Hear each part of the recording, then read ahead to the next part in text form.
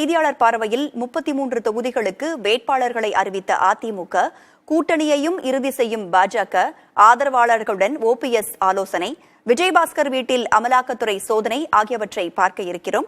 முதலாவதாக புதுக்கோட்டை மாவட்டம் இலுப்பூரில் உள்ள முன்னாள் அமைச்சர் சி விஜயபாஸ்கர் வீட்டில் அமலாக்கத்துறை அதிகாரிகள் காலை முதல் சோதனையில் ஈடுபட்டிருக்கிறார்கள். இதுகுறித்தான விவரங்களோடு இணைந்திருக்கிறார், செய்தியாளர் பார்வையில் இணைந்திருக்கிறார் நமது செய்தியாளர் முத்துப்பழம்பதி. விஜயபாஸ்கர் வீட்டுல காலையிலிருந்து சோதனையில ஈடுபட்டிருக்காங்க. ஆனா எதன் அடிப்படையில இந்த சோதனை பண்ணிட்டு இருக்காங்கன்ற விவரம் தெரியாம இருந்துச்சு இல்லையா? இப்ப எதன் அடிப்படையில இந்த சோதனை பண்ணிட்டு இருக்காங்க விவரம் தெரிய வந்திருக்கா? மேலும் யார் யார்கிட்ட எல்லாம் விசாரணை பண்ணிருக்காங்க?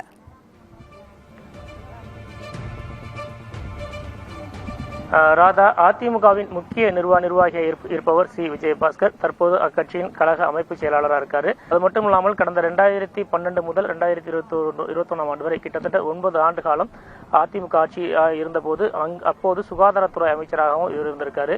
இந்நிலையில்தான் இவர் புதுக்கோட்டை மாவட்டம் இலுப்பூரில் உள்ள இவரது வீட்டில் இன்று காலை 7:30 மணி முதல் அமலாக்கத்துறை அதிகாரிகள் 12 பேர் அதிரடி சோதனையில் ஈடுபட்டு வர்றாங்க.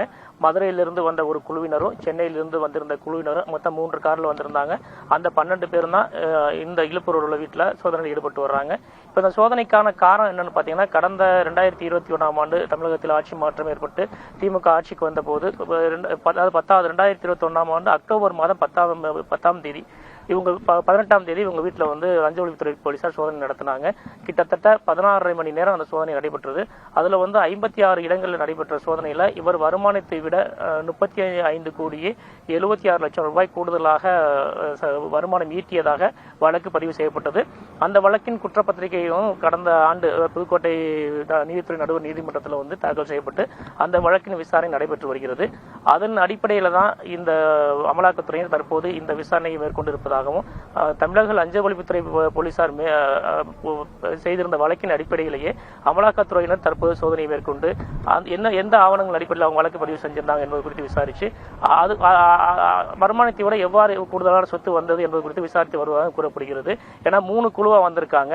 இப்ப கூடுதலாக அதிகாரிகள் சொல்லும் தகவல் வந்து ஏற்கனவே வருமான வரித்துறையினர் வந்து கடந்த 2017ஆம் ஆண்டு சென்னை, புதுக்கோட்டை மற்றும் விஜயபாஸ்கர் இந்த வீடுகள், சென்னை புதுக்கோட்டை உள்ள வீடுகள், அதே போல அவருக்கு சொந்தமான உறவினர்கள், சொந்தமான நிறுவனங்கள், உறவினர்கள் வீடுகள், கல்குவாரிகள் உள்ளிட்ட இடங்களிலேயே வருமான வரித்துறை அதிகாரிகள் சோதனை மேற்கொண்டாங்க.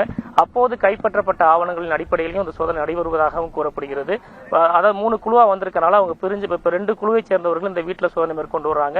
மற்றொரு குழுவை சேர்ந்தவர்கள் வந்து புதுக்கோட்டை நோக்கி சென்றிருக்காங்க. அவங்க என்ன மாதிரி சோதனை மேற்கொள்ள போறாங்க என்பது வந்து இனிமேதான் தெரிய வரும். குறிப்பா பாத்தீங்கன்னா, ஒன்னு தமிழக லஞ்ச ஒழிப்புத்துறை போலீசார், மற்றொன்று ஏற்கனவே மேற்கொள்ளப்பட்ட சோதனையில் கைப்பற்றப்பட்ட ஆவணங்கள் அடிப்படையில தான் இந்த சோதனை நடைபெற்று வருவதாகவும் தெரிய வந்திருக்கு. இப்ப நம்ம இந்த விஷயத்துல பார்க்கும்போது முன்னாள் அமைச்சர் விஜயபாஸ்கர் சோதனை நடக்கும் காலகட்டத்தை பார்க்கணும். இப்ப கடந்த 2017ஆம் ஆண்டு அதிமுக பிளவுபட்டு ஆர்கே நகர் இடைத்தேர்தலில் டிடிவி தினகரன் வந்து அதிமுக சார்பாக போட்டியிட்ட போது அப்போது முதல்ல வருமான வரித்துறையினர் சோதனையை மேற்கொண்டாங்க. அப்போ வந்து ஆர்கே நகர்ல பண பட்டுவாடா குறித்தும் அதனை கடந்து வந்து வருமானத்துக்கு அதிகமாக சொத்துக்கு சேர்த்திருக்காங்க என்பது குறித்து விசாரணை மேற்கொண்டாங்க.